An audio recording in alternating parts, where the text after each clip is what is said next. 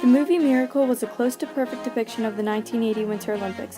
However, to understand the movie, you must understand the background information of this time period. The United States was in the midst of the Cold War with Russia.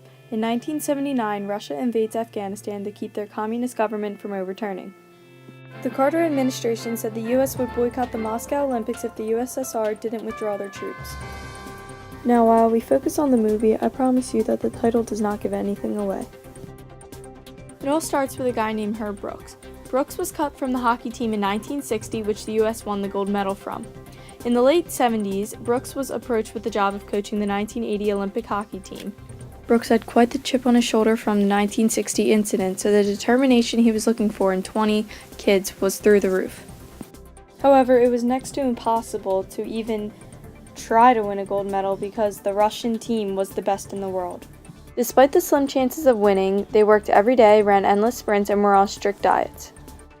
Days before the big game against Russia, they actually had another game against Russia and lost 10-3, so this made all chances next to none. However, the game can be summarized by this.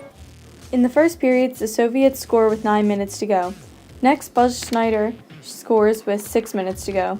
The last 2 minutes, the Soviets score. Then again, we score with 1 second left. Russians argue that time was out, but the refs disagree. A ref did say there was 1 second left, though. While Russia went back to the locker room for intermission, they were called back for a pointless 1 second face-off. In the second period, the Soviets took out their goalie, which was known to be the best goalie in the world. The Soviets still did well, and the end of the period was 3-2 Soviets lead. Fun fact is, the Soviet coach years later says taking out that goalie was the worst mistake of his career and the turning point of the game. The third period was one to remember. We scored twice and lead 4-3 with 10 minutes to go, and then we win.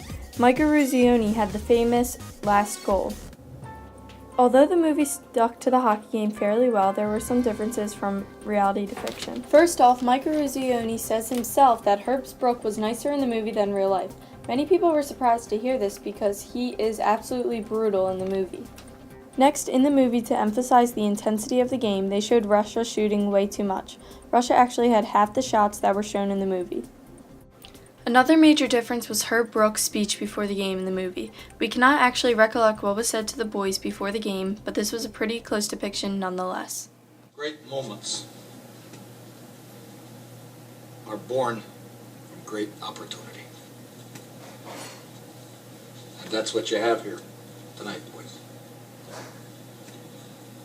That's what you've earned here tonight.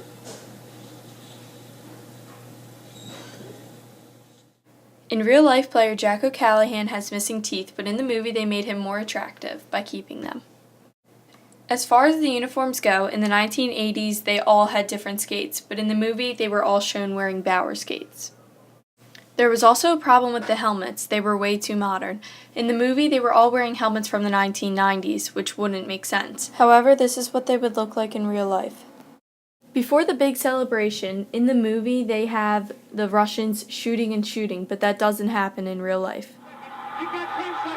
The countdown going on right now. Burrow, up to Schultz. 5 seconds left in the game. Do you believe in miracles? Yes! Again, nothing easy realistic for the U.S. Huge underdog. Save the Soviet Union.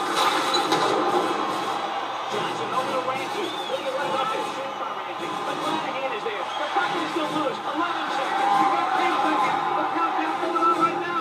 Burrow, up to Schultz. 5 seconds left in the game. Do you believe in miracles? Yes!